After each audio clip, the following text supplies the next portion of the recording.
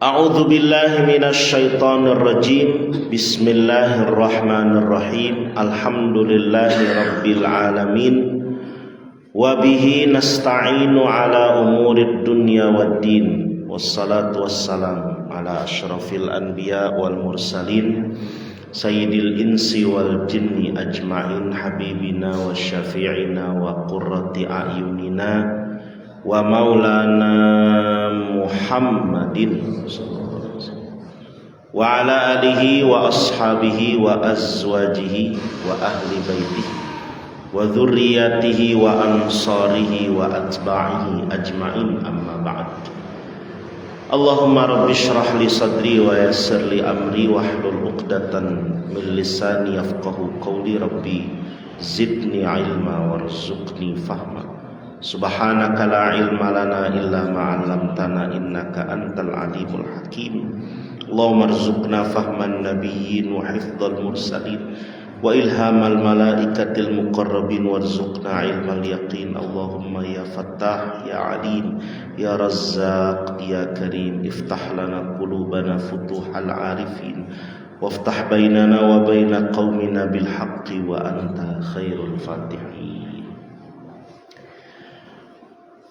Alhamdulillah, puji syukur kita sama-sama panjatkan kehadirat Allah Subhanahu wa taala yang dengan karunia nikmatnya kita hadir kembali di majelis ta'lim ini di Masjid Nurul Falah, melaksanakan kewajiban kita salat subuh berjamaah, dilanjutkan dengan thalabul ilmi. Salawat teriring salam semoga Allah curah limpahkan kepada junjungan alam Nabi kita, Nabi besar Muhammad sallallahu alaihi wasallam. Hari ini Sabtu 2 Muharram 1447, 28 Juni 2025. Pertemuan yang ke-102 ya.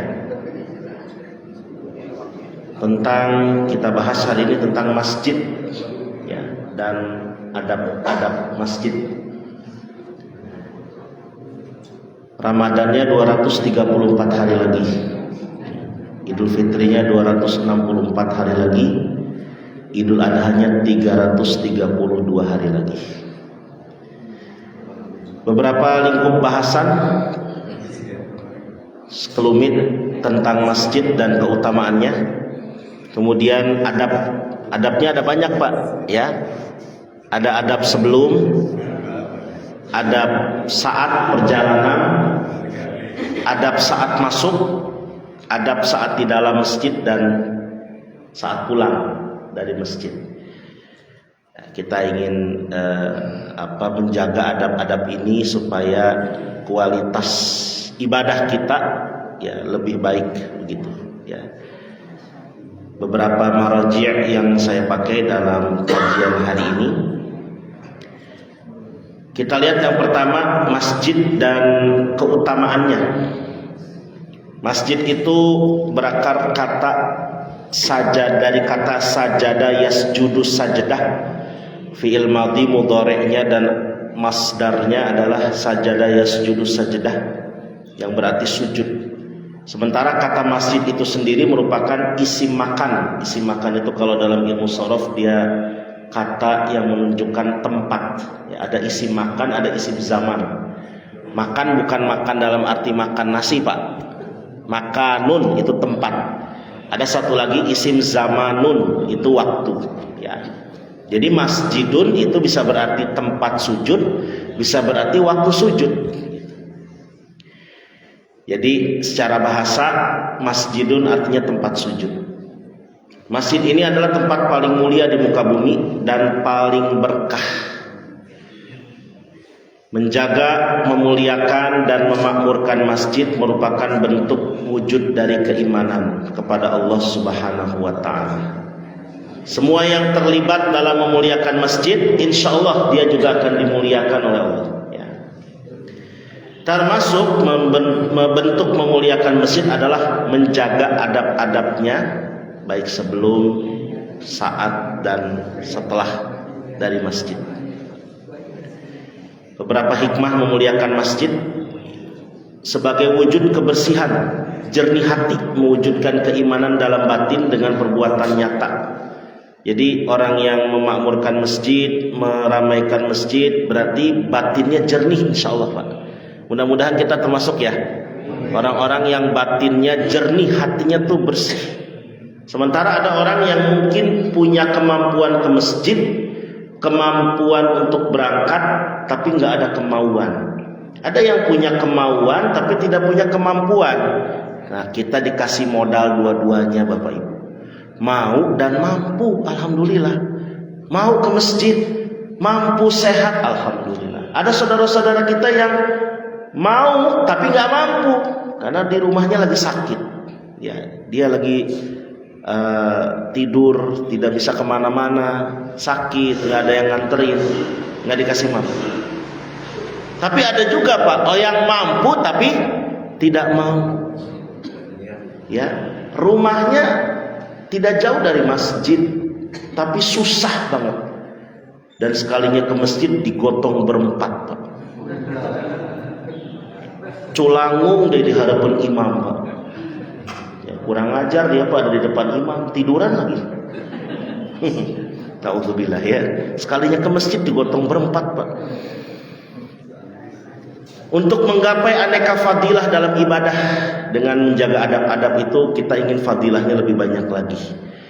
Terus semakin tergugah untuk memuliakan, memakmurkan masjid sebagai ahabbul bilad ilallah, wilayah paling dicintai oleh Allah. Jadi di muka bumi ini ada wilayah yang paling dicintai oleh Allah itu apa? Ya masjid. Sama khairu biqa'il ard, sebaik-baik tanah ya yang ada di muka bumi itu masjid. Sementara seburuk-buruk tanah kata Nabi apa? Pasar. Tapi bukan berarti nggak boleh ke pasar Pak. Tetap ke pasar Pak, itu kan kita butuh. Perekonomian harus jalan, makan, minum, usaha dagang harus tetap Pak. Cuman maksudnya di pasar itu memang banyak ya sesuatu yang sifatnya ya tidak baiknya. Banyak sumpah palsu, banyak kecurangan. Nah kalau di masjid itu tenang hati kita. Ya, kayak kalau di pasar jangan lama-lama. Ya ibu-ibu nih insya Allah kalau ke pasar itu tetap istiqomah ya. Yang mau dibeli cuma satu item, tapi masya Allah 5 item Pak. Cuman beda 500 perak, kelilingnya 1 jam. Ya. Nah ini kalau di masjid itu merupakan tempat yang paling dicintai oleh Allah. Sayang kalau tempat yang dicintai oleh Allah seperti ini tidak kita muliakan, tidak kita jaga adab-adabnya. Beberapa dalil tentang keutamaan masjid ini, Al-Baqarah 114. A'udzubillahi minasyaitonirrajim. Wa man azlamu mimman mana'a masajidallah an yuzkara fiha ismuh. Siapa yang lebih zalim daripada orang yang menghalangi menyebut nama Allah di masjid? Ya, ini kasusnya dalam kaitan orang dilarang untuk masuk masjid karena terjadi peperangan dan memang masjid dikuasai pihak musuh begitu. Bukan dalam kasus seperti Covid kemarin. Ada sementara orang yang menjadikan ayat ini sebagai dalil supaya jangan melarang orang ke masjid gitu ya. Padahal dilarang ke masjid bukan karena ke masjidnya Pak, tapi karena virusnya itu. Jadi jangan salah pakai dalil gitu ya. Jangan istidlalnya jangan salah. At-Taubah ayat 18, innama ya'muru masajidallah man amana billah wal yaumil akhir. Yang memakmurkan masjid-masjid Allah itu hanyalah orang-orang beriman kepada Allah dan hari akhir. Mudah-mudahan kita termasuk ya. Berarti yang memakmurkan masjid itu imannya kenceng ya, percaya bahwa akan ada hari akhir. Percaya bahwa umur kita nggak akan panjang ya. Terus surah Al-Jin ayat 18, wa annal masajida lillahi fala tad'u ma'allahi ahada. Masjid-masjid itu punya Allah, bukan punya orang per orang, bukan punya si fulan, bukan punya ini dan itu, bukan punya Allah Pak. Maka di masjid jangan menyembah, jangan berdoa selain kepada Allah ya. Lanjutan dalilnya ada hadis riwayat Imam Muslim. Tidaklah berkumpul suatu kaum, majtama'a qaumun fi baitin min buyutillah, tidaklah suatu kaum berkumpul di salah satu rumah Allah, yatluna kitabullah, mereka membaca kitabullah, wa yatadarasuna, bertadarus, ya, mempelajarinya bainahum, di antara mereka, illa nazalat alaihim as-sakinah, ketika mereka kumpul-kumpul untuk mengkaji ayat-ayat Allah, itu turun Pak as-sakinah. Nah, apa sakinah ini? Tenang. Coba bapak-bapak, ibu-ibu tenang kan ya ada di masjid nih? Tenang, walaupun banyak pikiran, walaupun akhir bulan tetap tenang Pak. Ya, tapi itu nggak jadi pikiran, yang begitu di masjid menikmat aja gitu. Wa ghasyiyatuhumur rahmah, ada rahmat yang menaungi mereka. Wa haffathum al malaikah, mereka akan dikelilingi oleh para malaikat. Wa dzakarahumullahu fiman indah, dan Allah menyebut mereka di dekat makhluk, di dekat orang-orang, makhluk-makhluk yang berada di sekitar Allah. Maksudnya kita ini dipamerkan Pak di hadapan para malaikat di alam malakut. Tuh lihat hamba-hambaku tuh, kata Allah gitu. Hei Jibril, hei Mikail, lihat tuh, hai para malaikat, lihat tuh hamba-hambaku tuh lagi memakmurkan rumahku, begitu Pak. Dipamerin sama Allah. Hadisnya riwayat Imam Muslim.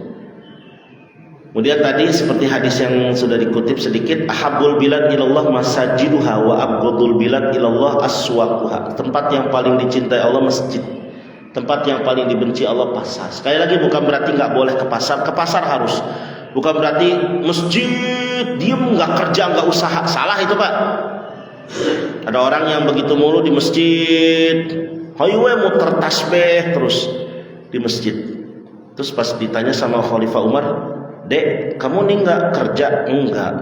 Terus yang ngasih kamu makan siapa? Kakak saya, katanya. Kakak kamu lebih baik daripada kamu. Begitu kata Umar Pak. Ya.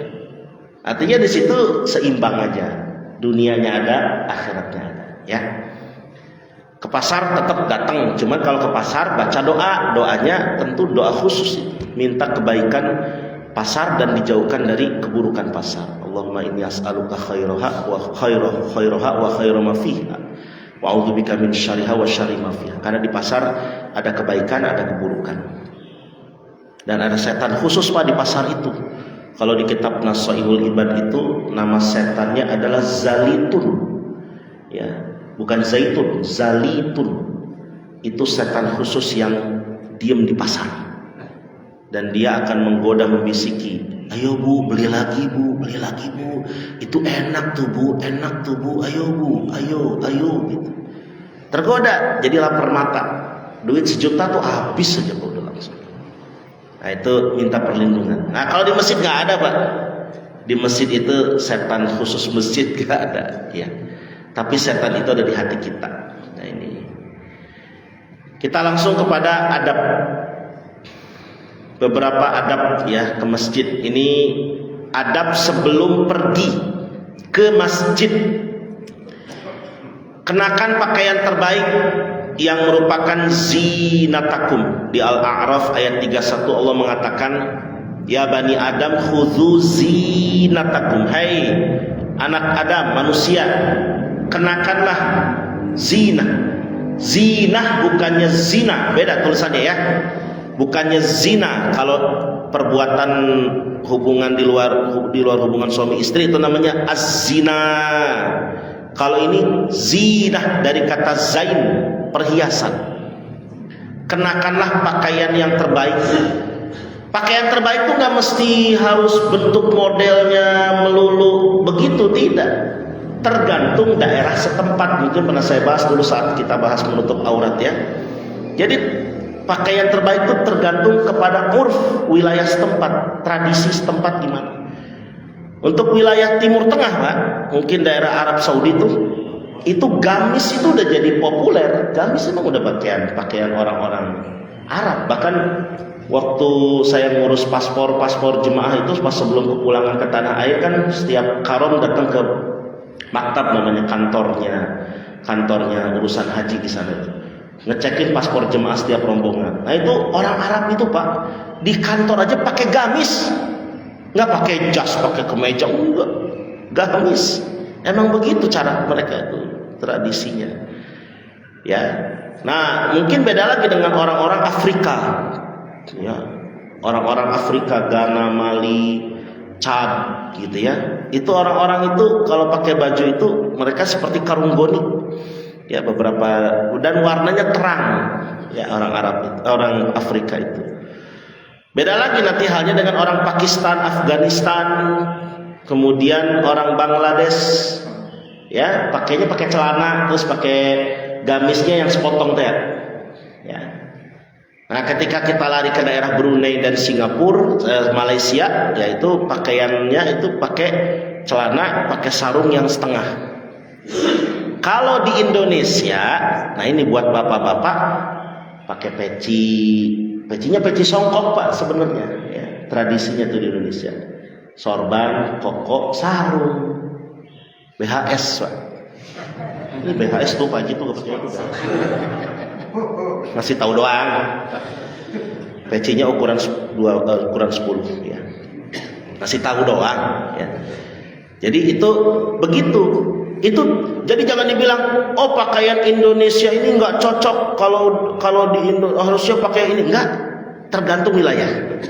Cuman kalau bisa kita menyesuaikan ketika kita lagi ke Saudi, kalau bisa pakainya gamis kalau bisa. Kalau orang Saudi yang ada ke wilayah mana Afghanistan pakainya kayak orang situ.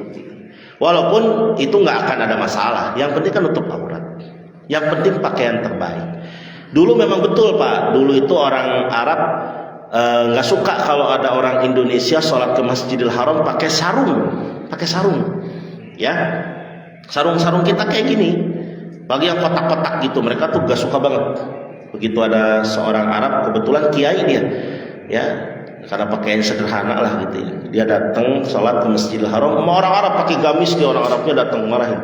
Hei kamu, sholat pakai sarung itu dipakai buat berjima, katanya. Dimarahin. Udah beres gitu teh dia ngejawab, maaf Syekh katanya. Sarung ini di tempat kami di Indonesia dipakai sholat. Justru baju Syekh yang Syekh pakai di kami dipakai oleh ibu-ibu. Nah, dibalikin sih. Jadi nggak usah sensitif, pakaian itu tradisi aja. Yang penting nutup aurat. Ya, makanya zinah bahasanya. Pakaian terbaik ibu-ibu, pakaian terbaiknya yang mana? Nah, itulah yang dipakai. Mukenanya yang mana? Itu yang terbaik yang dipakai.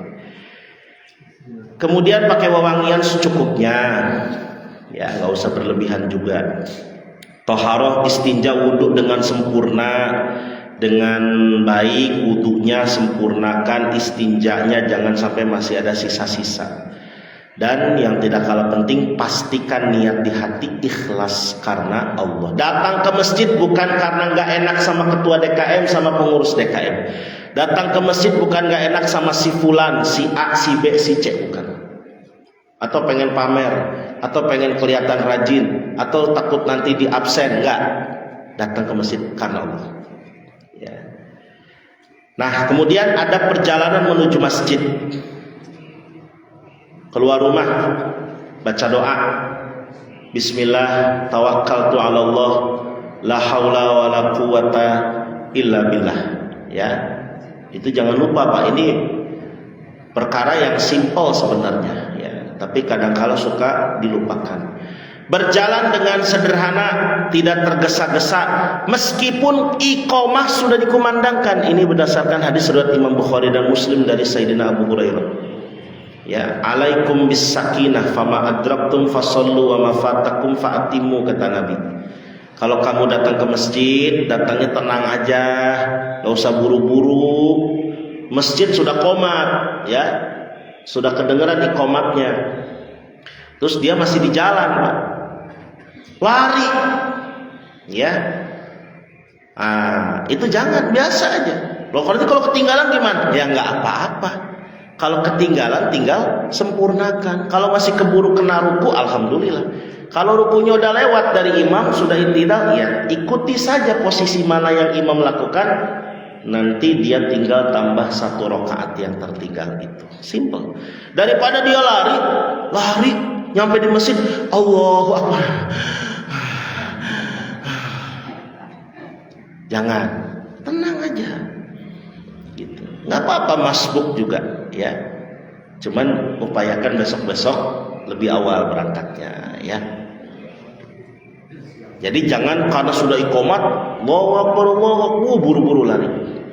Apalagi sholat maghrib misalnya bacaannya singkatkan imamnya, takut nggak kebagian. Tenang aja, 1 rakaat ketinggalan nggak apa-apa, tinggal lanjut nanti. Sepanjang perjalanan membaca doa ini berdasarkan hadis riwayat Imam As-Sunni, Allahumma inni as'aluka bihaqqis sa'ilin alaik wa bihaqqir raghibin ilaik, dan seterusnya. Ini agak panjang ya. Ini doa ada riwayatnya ya. Allahumma inni as'aluka bihaqqis sa'ilin alaik wa bihaqqir raghibin ilaik wa bihaqqi mamsyaya hada ilaik. Ustaz kepanjangan saya nggak bisa. Apa aja Pak? Kalaupun Bapak nggak bisa, boleh dengan baca zikir lainnya, salawat Nabi, la ilaha illallah di perjalanan tuh. Ya, jangan diem bengong, apalagi sambil ngoprek HP, nunduk terus, HP ngejedok, ya. Nanti dia bisa salah jalan, ya. Baca salawat Nabi apa? Sambil salawat, ya. Selama perjalanan jaga pandangan, tebar salam, sapa senyum, ya. Ini kan di jalanan Menteng Asri ini kan luas banget jalanannya, lega banget ya. Orang lalu lalang lagi jalan mau ke masjid sholat zuhur, anak man lewat, cakep amat nih anak, ya Allah, tahan pandangan Pak ya. Atau misalnya ketemu siapa, assalamualaikum Ji, waalaikumsalam, salam, sapa senyum, gimana sehat. Nah, meskipun itu cuma basa-basi tapi nggak apa-apa ya, memang begitulah.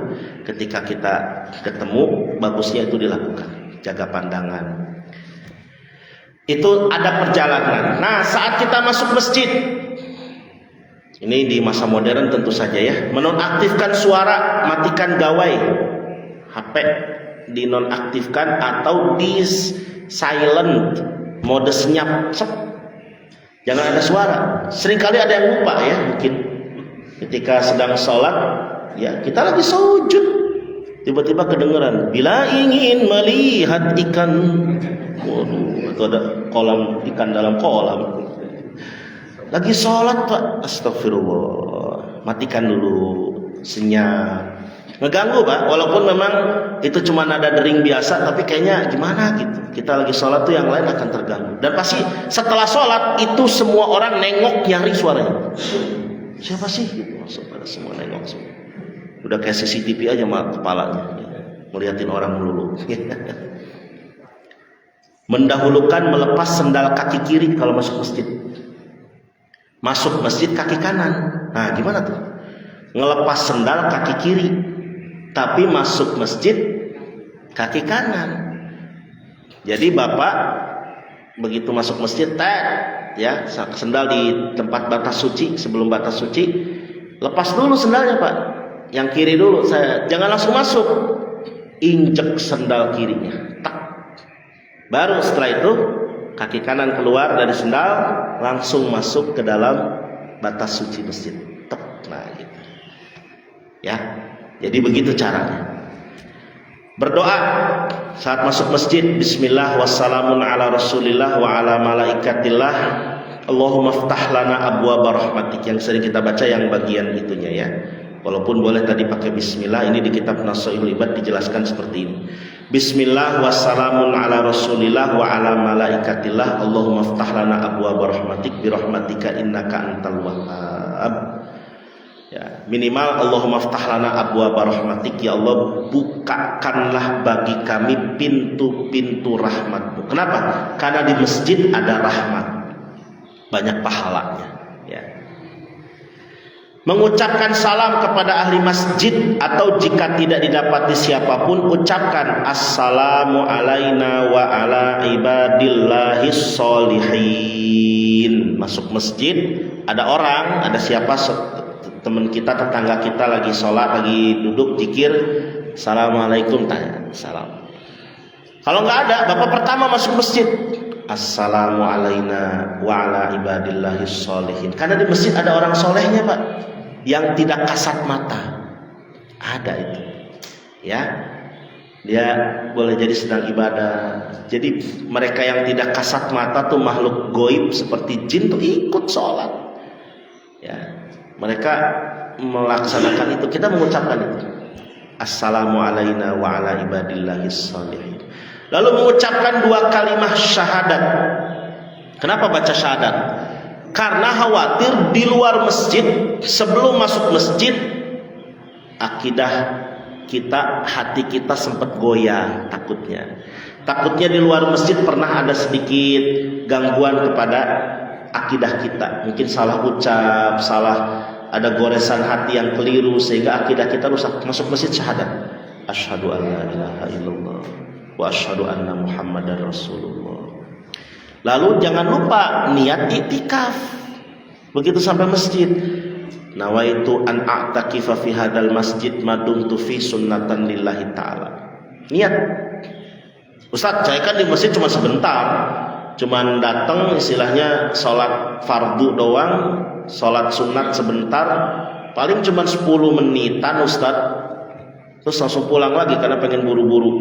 Tetap dapat niat itikaf. Emang boleh 10 menit? Boleh, jangankan 10 menit, semenit, sedetik saja boleh. Ibu bapak ketinggalan kacamata di masjid, ya, begitu ingat di jalan balik lagi, masuk masjid cuma ngambil kacamata doang, niat itikaf Pak, dapat pahala walaupun cuma lahzotan, sekejap. Itu banyak dijelaskan di beberapa kitab, seperti di Matan Takrib juga seperti itu. Walau lahzoh, meskipun sekejap. Saat di dalam masjid, tidak melewati orang yang sedang sholat kecuali darurat atau posisinya di Masjidil Haram atau terdapat sutroh. Sutroh itu pernah dibahas dulu dalam kajian khusus ya. Pernah dulu kita bahas. Sutroh itu benda pelana sejadah termasuk garis saf yang menghalangi atau membatasi. Itu udah cukup jadi sutroh, Pak. Jadi kalau Bapak masuk ke masjid, ada orang lagi sholat di dekat pintu masjid, tapi dia ada batas sejadah, ya udah nggak apa-apa lewat di luar batas garis itu. Yang dimaksud nggak boleh tuh kalau kita lewat di dalam batas garisnya, atau dia sengaja nyimpen kursi atau nyimpen yang ya sutroh yang memang biasa dibuat seperti itu. Nah, itu kalau Bapak atau pakai sejadah sutrohnya. Kalau Bapak lewat di luar batas itu nggak apa-apa.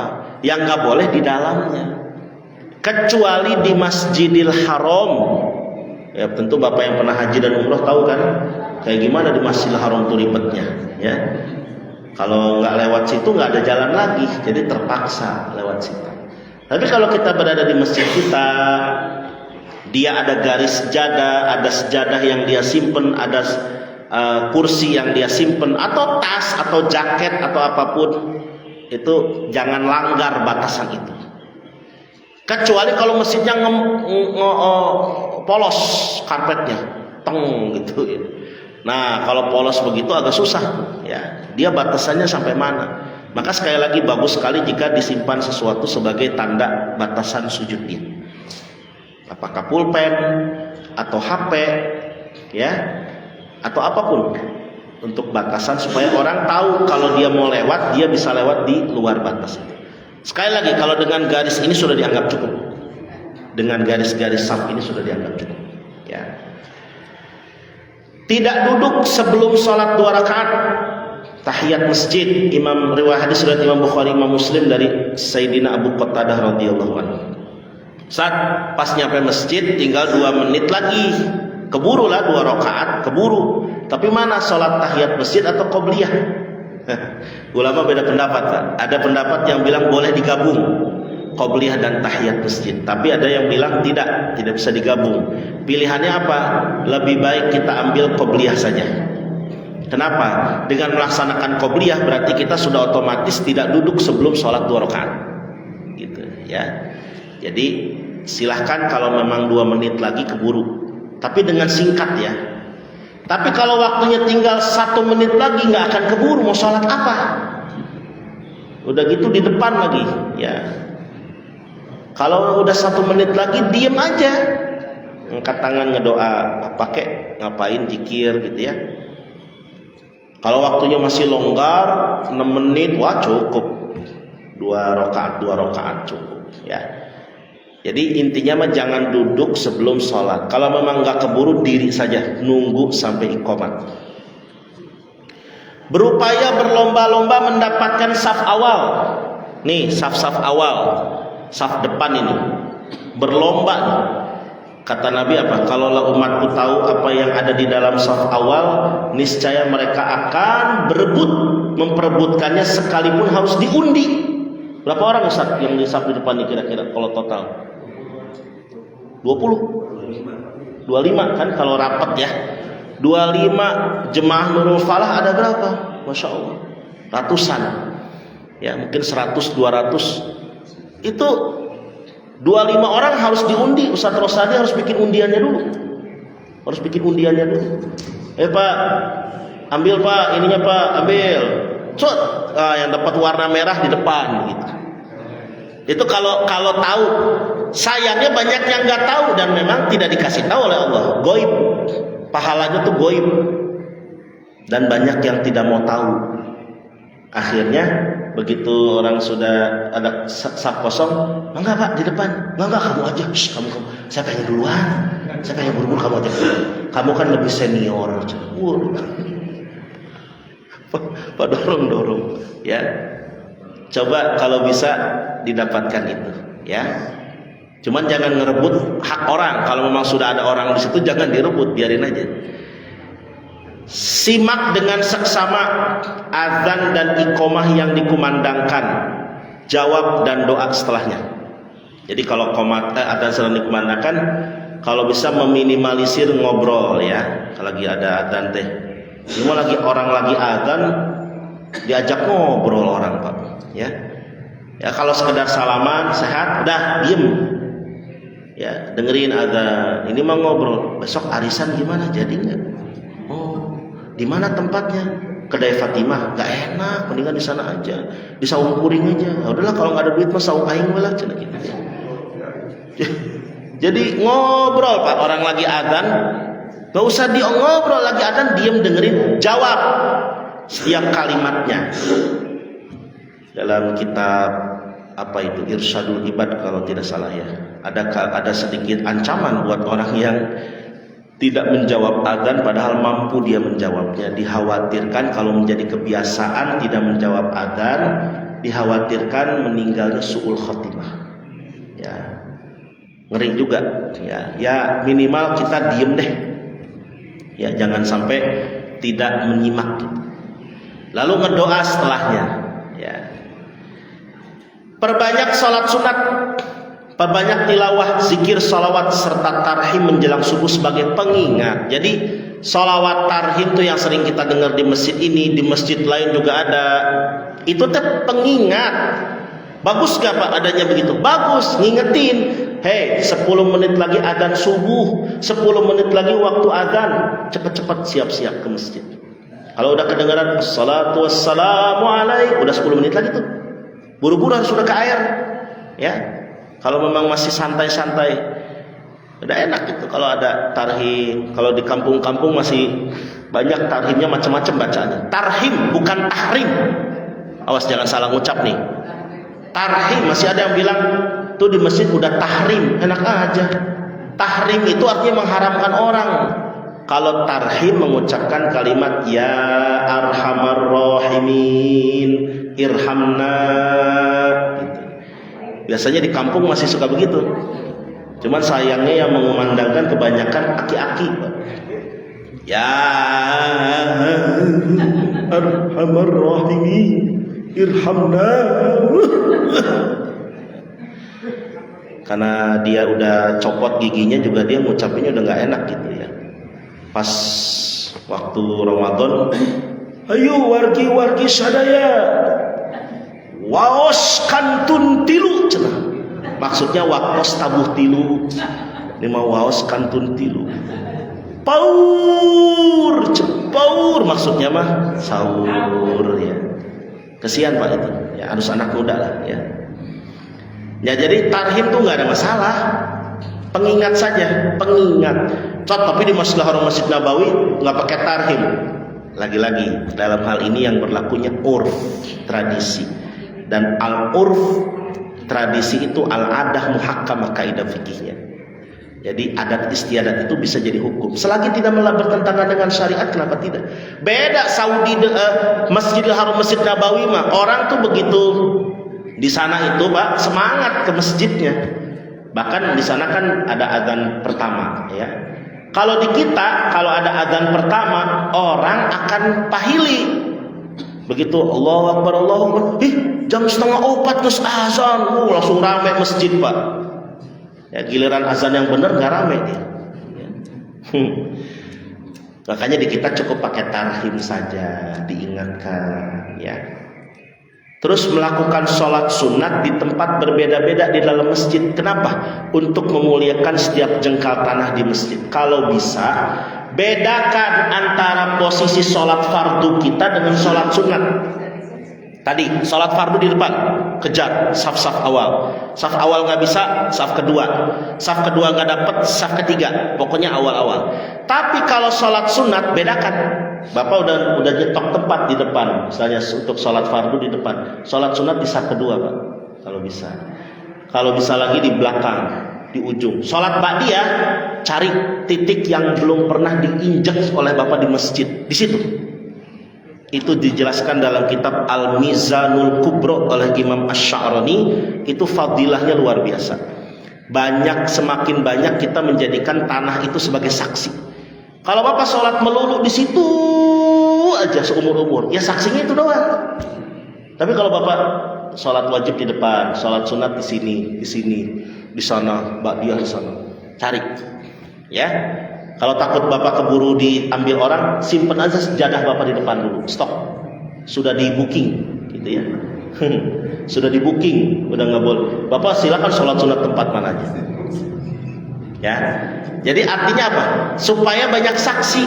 Nanti setiap tanah itu akan berbangga-bangga nanti di akhirat. Ya Allah, aku dipakai si fulan untuk sholat sunat qobliyah, aku dipakai si fulan untuk sholat sunat ba'diyah, aku dipakai si fulan untuk sholat tahiyat masjid, aku dipakai si fulan untuk sholat syuruk, untuk sholat duha, untuk sholat ini, dan dia berbangga-bangga.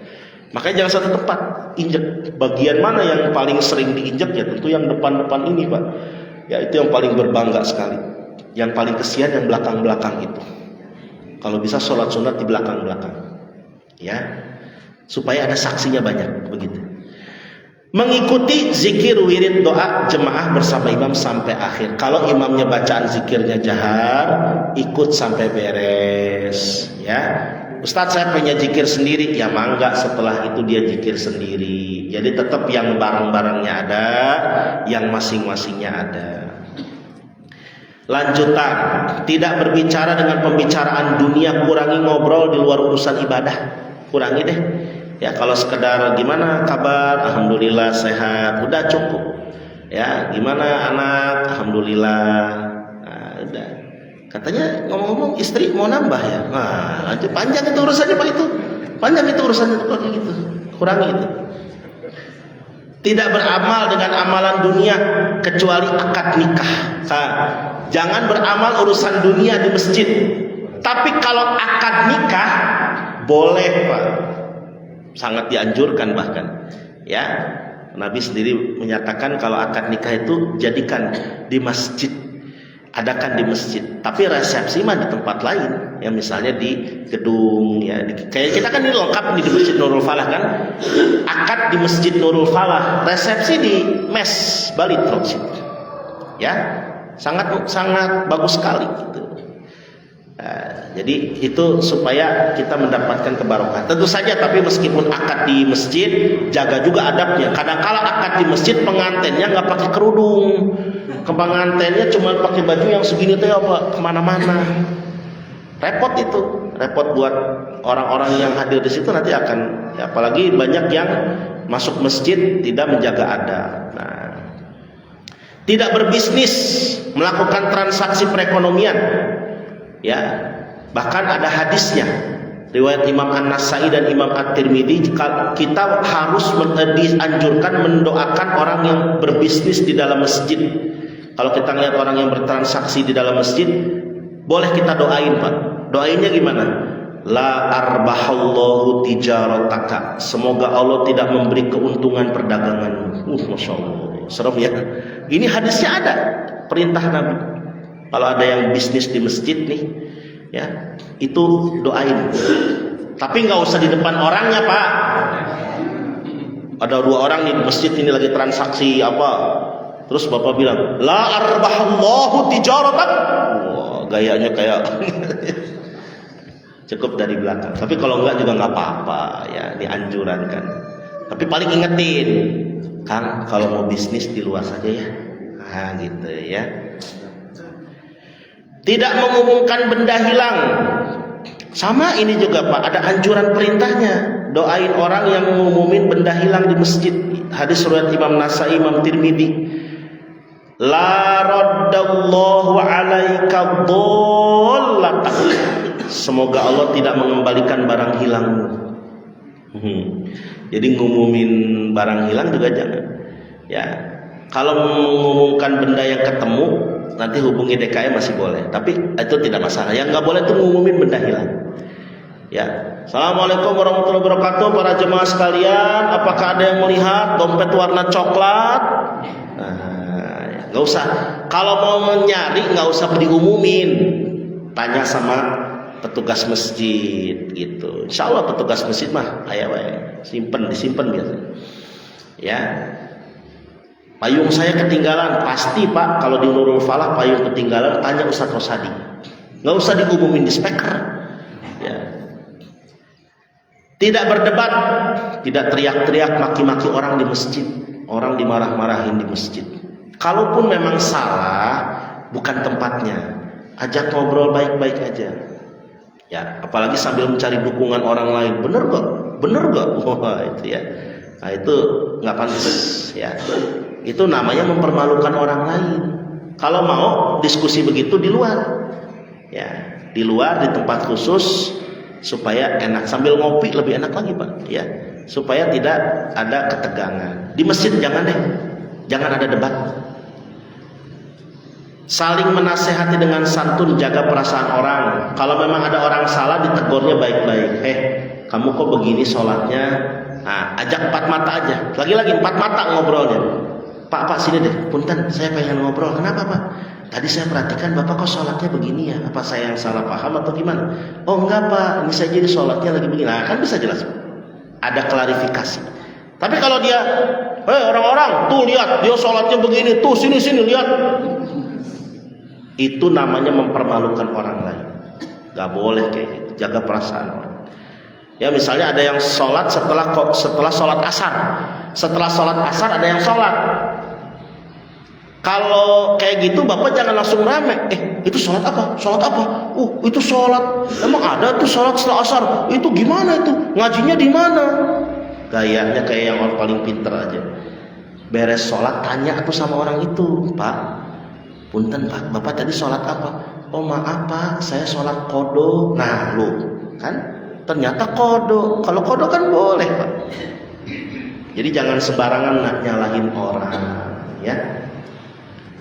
Khusus anak-anak harus diatur, diawasi dengan baik, dengan santun tanpa harus menggeser posisi atau bahkan mengusir.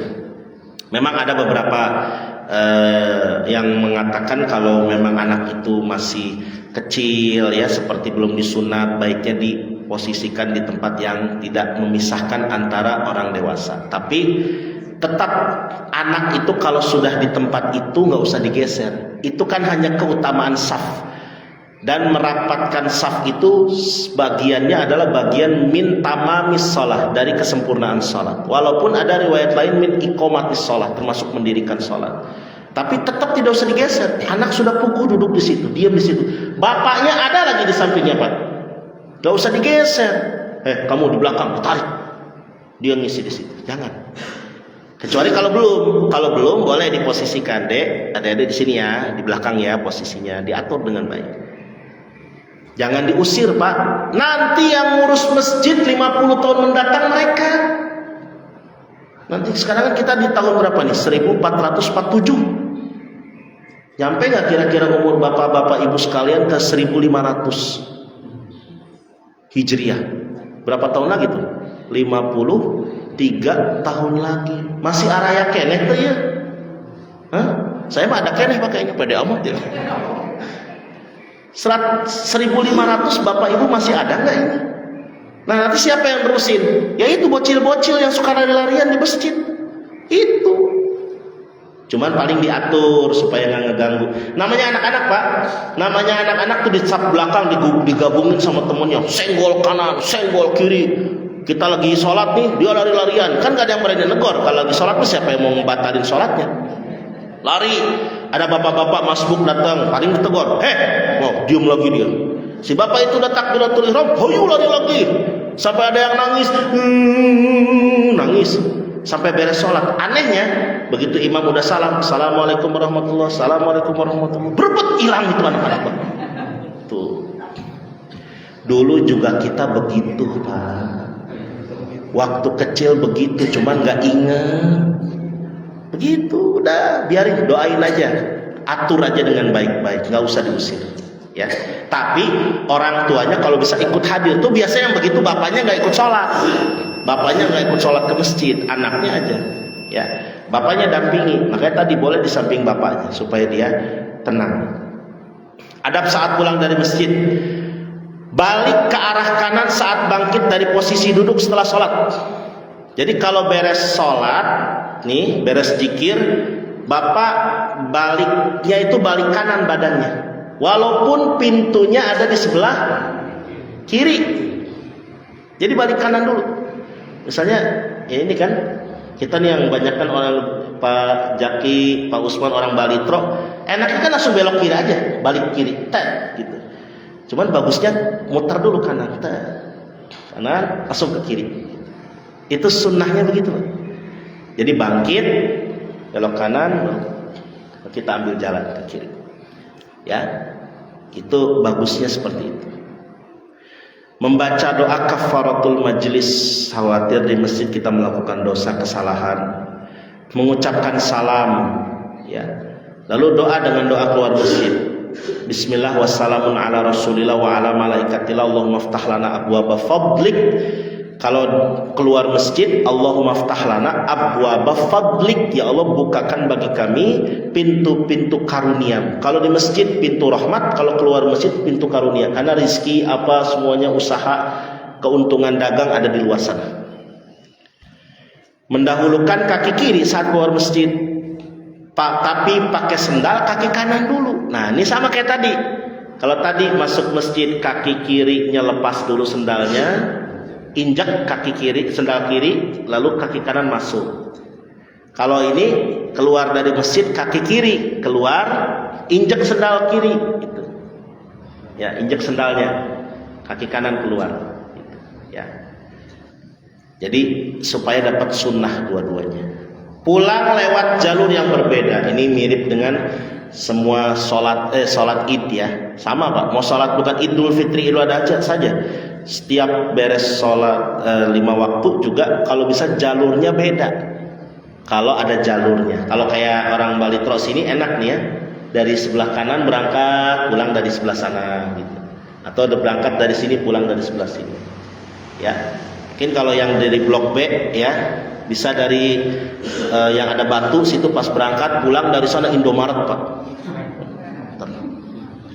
Atau yang ada di blok situ, di blok AF tuh ya, situ ya, itu yang Menteng Asri, berangkat dari arah sana dari pos satpam, pulang dari Baitur Rahim sana pak. Muter, nggak apa-apa, ya, supaya dapat sunnahnya muter ya. Kesimpulan, terdapat banyak adab dalam memakmurkan masjid, baik sebelum, saat, menuju, berada di masjid dan setelahnya. Adab-adab itu hukumnya sunnah, merupakan fadilah, keutamaan, patut dilaksanakan sebagai pengejawantahan keimanan. Meskipun sunnah tapi bukan berarti dianggap eta mah sunnah iya, jangan. Doa-doa dalam aneka adab masjid merupakan bentuk harapan baik dengan keberkahan masjid sebagai sebaik-baik tanah di muka bumi. Saran, pastikan adab masjid diamalkan dengan baik dan istiqomah. Tinggalkan sejenak urusan dunia. Memang pikiran mah terus ada pak, masalah mah terus ada, nggak akan pernah hilang. Masalah tidak akan pernah hilang, terus akan ada. Tapi kata-katanya itu apa? Kalau anda punya masalah, pasang di story, maka akan hilang dalam 24 jam gitu. Kalau Bapak punya masalah, pasang masalah itu dalam story, status WA, nanti masalah itu akan hilang dalam 24 jam, ya kan? Bapak bilang, aing lieur cenah boga kehidupan teh pusing. Betapa pusingnya kehidupan ini. Bapak status WA. Nanti 24 jam kemudian hilang Pak itu Pak. Pusingnya mah tetap ada Pak. Ya, status WA-nya Pak. Jadi masalah-masalah begitu enggak usah dipikirin dulu. Kalau ke masjid fokus. Minta solusinya sama Allah. Jika belum bisa sepenuhnya meninggalkan urusan dunia, setidaknya lakukan maksimal semampu kita sebagai hamba yang lemah. Hadirkan jiwa raga selama berada di masjid, lenyapkan pikiran yang mengganggu di luar urusan masjid. Lagi di masjid begini nggak usah banyak pikiran-pikiran dulu di luar masjid. Jasad di atas sejadah, kaki di atas sejadah, pikiran ada di pasar anyar. Jasad ada di kaki kita, ada di sejadah, pikiran kemana-mana. Aduh nih lo mau weekend mau kemana sama cucu ya enaknya ya. Kalau ke Sempur kayaknya bosen jalan kaki mulu, capek, pulang juga paling naik Grab. Ya udah kemana enak, ke Taman Safari, takut macet, ke puncak, kemana enaknya ya jalan-jalan. Oh nanti pengen jajan soto aja lah, kalau nggak soto Ismet, soto Bonin.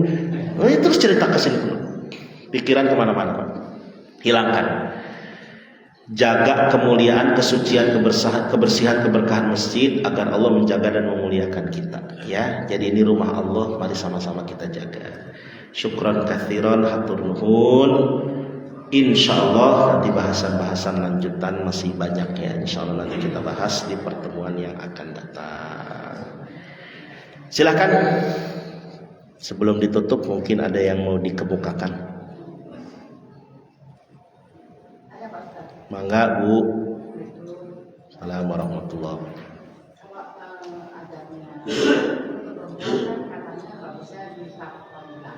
Ya.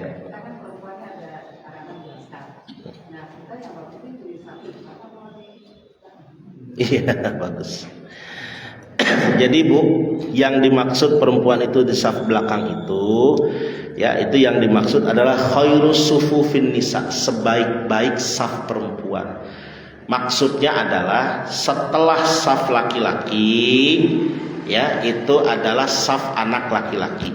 Setelah saf anak laki-laki adalah saf anak perempuan. Setelah saf anak perempuan adalah saf ibu-ibu perempuan.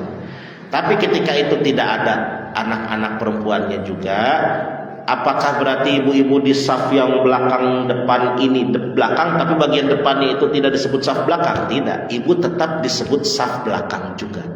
Jadi pilih mana? Pilih mojok dekat tembok, bari jeung nyarande asik gitu ya. Atau tetap di depannya aja Bu, nggak apa-apa. Ibu sudah dianggap saf belakang. Yang dimaksud ini jangan sampai perempuan itu menjorok gitu ya, posisinya sampai dengan ke laki-laki, kecuali kalau masjidnya penuh. Jadi dengan ibu mengisi saf-saf depan, itu yang dimaksud dengan sebaik-baik saf perempuan, karena posisinya sudah di belakang. Begitu ya Bu ya. Jadi aman Bu di bagian-bagian depannya itu juga ya. Ada lagi? Mangga Pak. Tanya Pak. Iya. Pahala sholat wajib di saat pertama goib, tetapi pada saat sholat Jumat disebut seekor unta merah. Bagus pertanyaan. Kalaulah umatku tahu keutamaan saf awal, niscaya mereka akan berebut sekalipun diundi.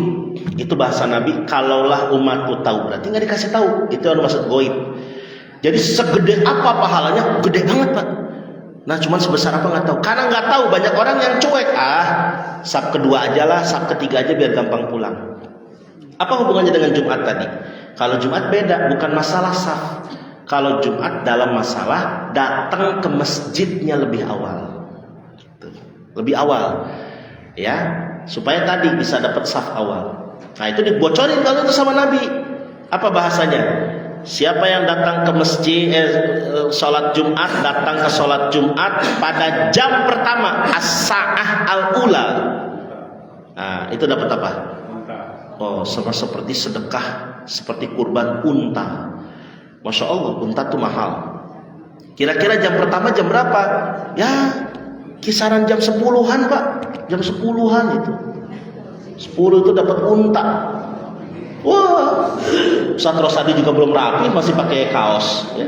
Jam 10. Tapi kemarin ada ya Ustaz ya, bapak-bapak yang jam 10 sudah hadir di masjid. Kemarin saya kebetulan lewat, Ustaz Rosadi ngobrol Ustaz Rosadi, ada bapak-bapak masuk. Masya Allah ya, luar biasa. Itu dapat unta, itu yang dimaksud. Jam kedua, as-sa'ah ats-tsaniyah, itu dapat kurban pahala seperti sembelih atau kurban atau sedekah sapi. Ya, kira-kira 10:30 lah gitu. Ya. Terus as-sa'ah ats-tsalitsah. Nah, ini dapat seperti kurban atau sembelih kambing ya, mungkin jam 11-an gitu. 11:30-an. Karena kan tergantung zuhurnya aja, Pak. Zuhurnya jam berapa? Kadang kan zuhur kan ada cepat juga. Nah, kalau datang kepada waktu as-sa'ah ar-rabi'ah, jam keempat, itu seperti bersedekah seekor ayam. Ya. Gitu. Jadi jam keempat itu sama seperti sedekah. Nah, saat khatib sudah naik mimbar dan sholat sudah dimulai, ya berarti seperti mendapatkan telur ayam, sedekah telur ayam. Nah, gimana kalau datang sudah bubar, itu cangkang telur ayam.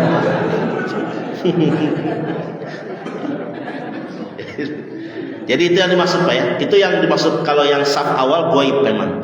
Tapi kalau untuk Jumat Nabi ngebocorin. Itu pun belum dipastikan jam pertama jam kedua itu jam berapa. Apakah pakai jam begini gitu ya, atau pakai sistem jam yang dimaksud tuh datang lebih awal datang akhir. Nah itu pun banyak tafsiran para ulama.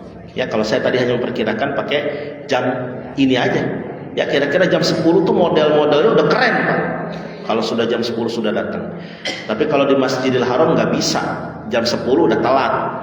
Bapak kalau ke Masjidil Haram, apalagi musim haji ya, itu paling enggak datang ke masjid itu jam 9 sudah di masjid. Itu pun kebagian di saf belakang, di lantai 3 di atas. Ya. Tapi bukan bagian panasnya, cuma di belakang. Masih ada awning ketutupan itu.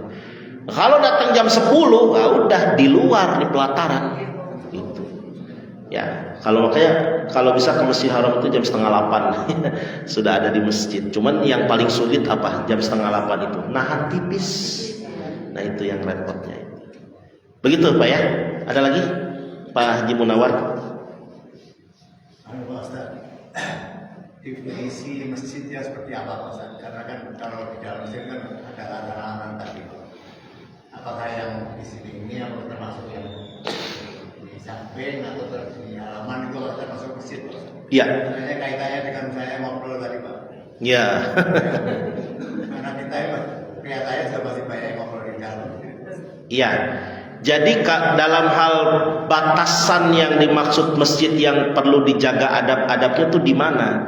Ya sebenarnya selagi itu masih wilayah ruhbah, kalau di kitab Fathul Mu'in ya, itu wilayah ruhbah masjid, wilayah yang dipagari sebagai tanah wakaf masjid. Nah itu termasuk kategori yang harus dijaga adabnya. Tapi prioritasnya beda. Bedanya gimana? Kalau yang di bagian inti badan utama masjid ini bagian utama nih. Tentu ini benar-benar utama.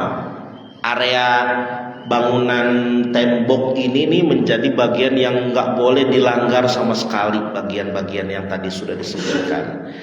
Nah bagian pelataran gitu Pak, pelataran masjid itu tetap masuk masjid kita sudah pakai kaki kanan di situ karena bagian juga. Bahkan masuk pagar itu kaki kanan, cuman itu belum batas suci. Batas suci kan sebenarnya nggak cuman kita yang ngadain Pak, hati ngadain itu sebagai tanda sendal jangan masuk situ. Tapi masuk situ masih boleh sendal, ya. Jadi itu bagian masjid juga. Nah, bagaimana dengan larangan-larangan seperti perekonomian? Nah, selagi tempat yang dipakai itu masih dipakai sholat, hindari itu. Wilayah yang dipakai transaksi itu ada dipakai sholat, hindari itu. Tapi kalau tempat itu nggak dipakai sholat, itu nggak apa-apa. Umpama, nah ini kita nih ya. Ada umroh di depan sini, dipakai sholatnya di depan situ?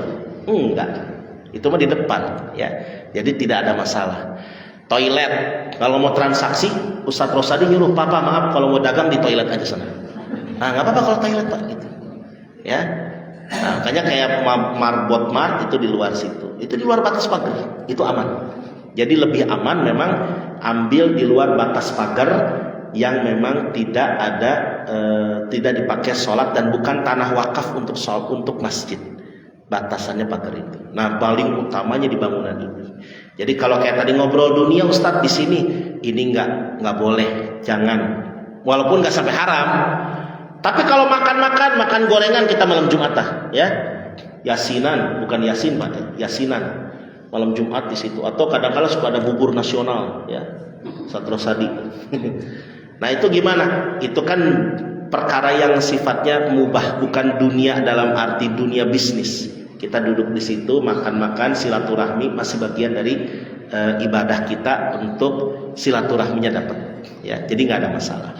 Ya, jadi yang nggak boleh itu yang betul-betul ngomongin dunia sampai mohon maaf sesuatu yang sifatnya politik praktis yang sampai menjelek-jelekan satu golongan dan golongan lain, itu yang nggak boleh. Tapi kalau high politik, nanti kita ada bagian fikih siasat. Nanti kapan saya bahas fikih siasat, itu boleh. Gimana sebenarnya Islam mengatur kepemimpinan tuh, gimana syarat pemimpin, gimana yang namanya khalifah, gimana yang namanya imam, gimana yang namanya presiden, gimana yang namanya raja sultan, itu boleh.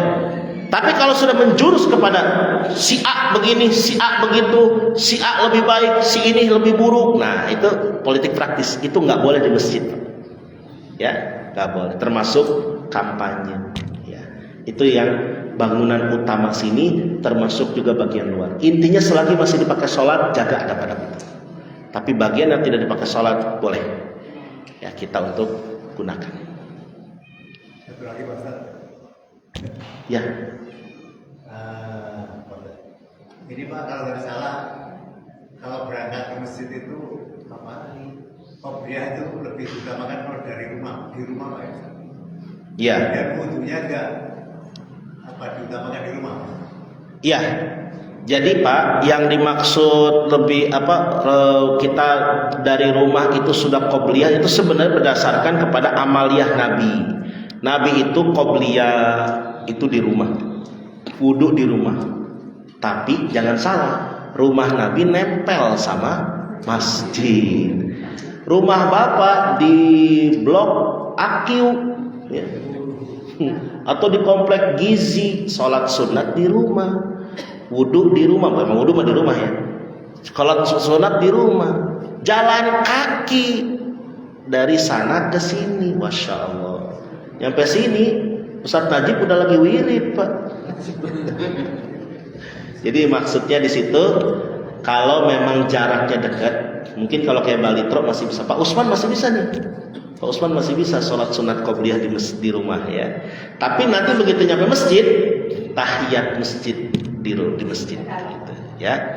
Tapi kalau jauh, dia boleh lebih baik di masjid saja.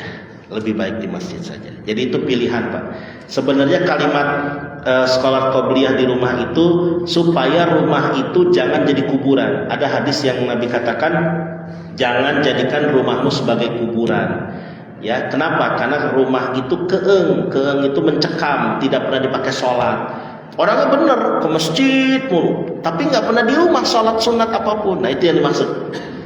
Kalaulah tadi Bapak qobliyah dan tahiyat masjid ke masjid, paling enggak duha tahajud itu dilakukan di rumah, jangan di masjid, supaya tadi di rumah juga ada saksinya. Tanah-tanah di rumah jadi tempat saksi kita nanti di yaumil qiyamah juga. Begitu ya Pak Ji. Ada lagi? Cukup mungkin? Sudah jam 6.20 ya, insya Allah nanti disambung di pertemuan yang akan datang. Kita tutup dengan doa ala hadihin niyah walikulli niyatin sholihah. Al-Fatihah.